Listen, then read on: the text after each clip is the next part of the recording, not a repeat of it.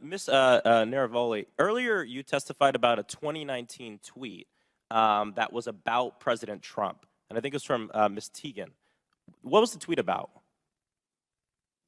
Would you like me to give the direct quote? Yeah. Please excuse my language. This is a direct quote, but Chrissy Teigen referred to Donald Trump as a pussy-ass bitch. Okay. Free speech. And what happened after Miss Teagan posted her tweet? What did the White House do? What did the Trump White House do? From my understanding, the White House reached out to ask that this tweet be removed. It was my team's job. This fell underneath the policy for abusive behaviors, and we evaluated underneath our insults policy. At that time, up to 3 insults were allowed, and so it was our job to determine how many insults were included within that phrase. So the Trump White House reached out, not an agency, but the White House reached out and requested that you remove the tweet? From my understanding, yes. Okay.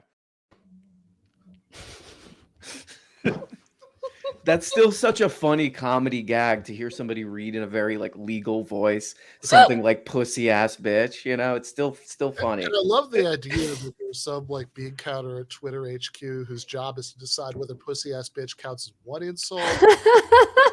It's a hyphenated word. Is that one word, or pussy ass? Because the thing is, he really is a pussy ass bitch. Like, it was perfect. It was just descriptive, No lies detected. Yes. I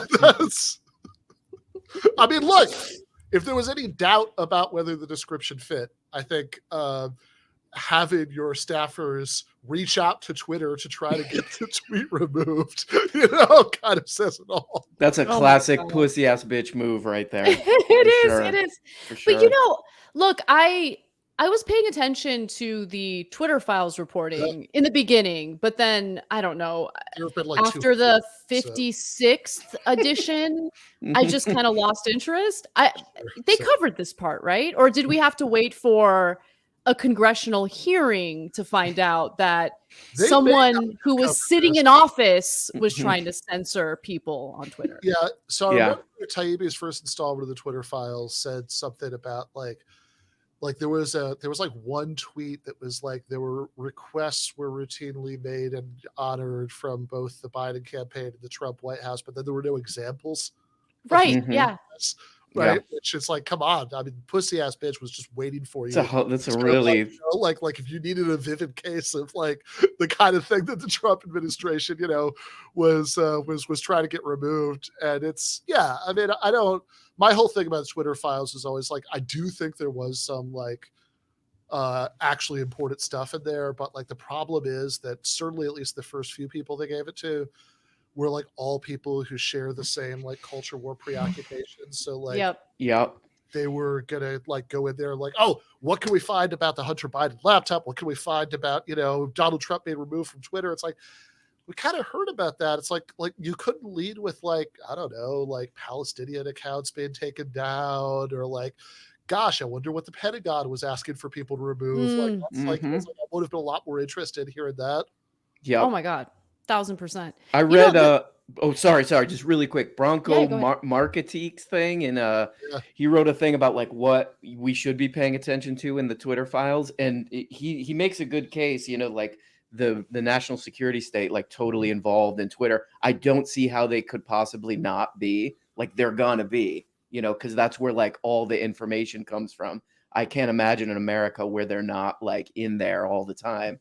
But And I mean, like the guy, like the first 3 people who were like, and this is the thing that bothered me. It's like, you could just do like a big WikiLeaks style dump, and then absolutely, If for some reason you couldn't do that, could you at least have a bunch of journalists from across the political spectrum, like all looking at it,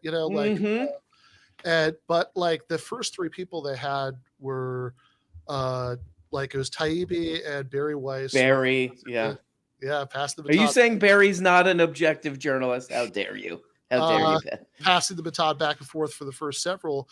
And then the third guy, to be fair, some of the later ones were better. I think Li Feng, whatever you think about him, I think that his installment was more interesting, right? Definitely. But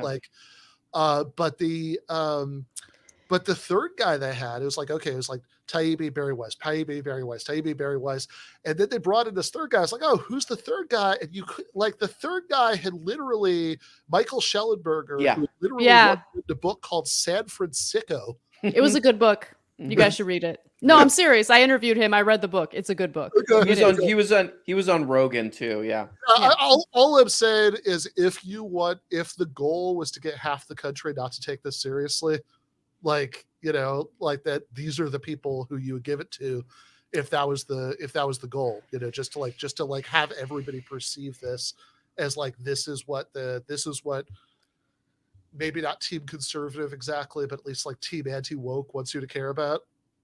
Yeah, I mean, the way it was rolled out, if you genuinely were serious about revealing government censorship of American citizens on Twitter, like, the way it was rolled out just didn't really make a lot of sense to me. Yeah, exactly. And the thing that, okay, so I want to work this out with you guys, because I was watching your show, Ben, last week, where you guys were dissecting Matt Taibbi's debate on media. Yeah. Yep. And that debate made me remember what I like about Taibbi, right? But then everything he was saying ends up being countered by his own behavior when it comes to his handling of the Twitter files. And so I read his work with the Twitter files reporting, you know, whatever. You put your own biases aside and you judge the reporting for what it is, right? And I just don't understand why he has this major blind spot when it comes to this issue, right? Like, he's right in critiquing the media the way he does, but then he falls victim to the same patterns that he accuses the media of, right? Absolutely. Yep. No. I was thinking the exact same thing.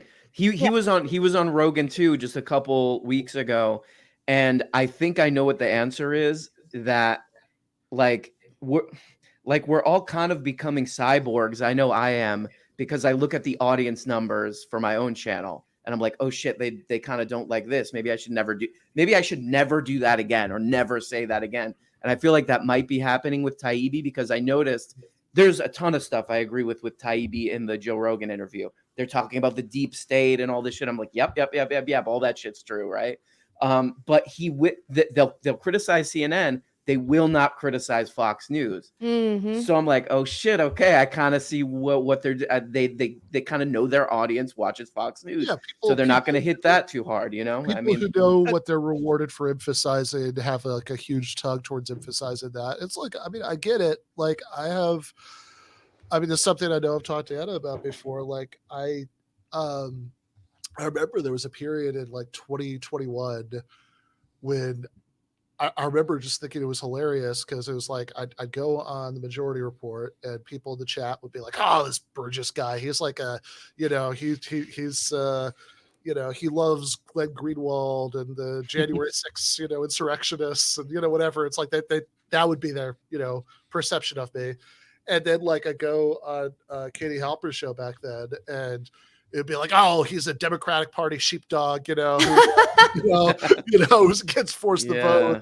He wants people to be lesser evil voted. And it's like, man, all of this gets really old. And like, I guess if like I picked one of these like sub audiences and just catered to them, just told them what they wanted to hear, you know, then like life would be a little bit easier, you know. Well, look, like not to blow smoke, but I thought that was what was really cool about the Anna Ben debate, is that you have to like kind of meet people where they're at.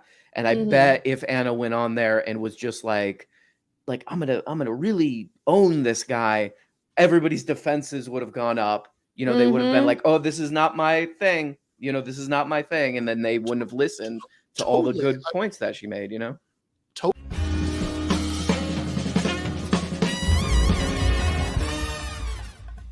You have been watching free public content from Give Them an Argument. To access every single episode of the show, the main show on Monday nights, all of the streams, all of the debate breakdowns, all of the patron-exclusive postgames on Monday nights, all of the patron-exclusive bonus episodes every week, and much, much more, go to patreon.com/Ben Burgis. I cannot resist ending this with, don't be foolish.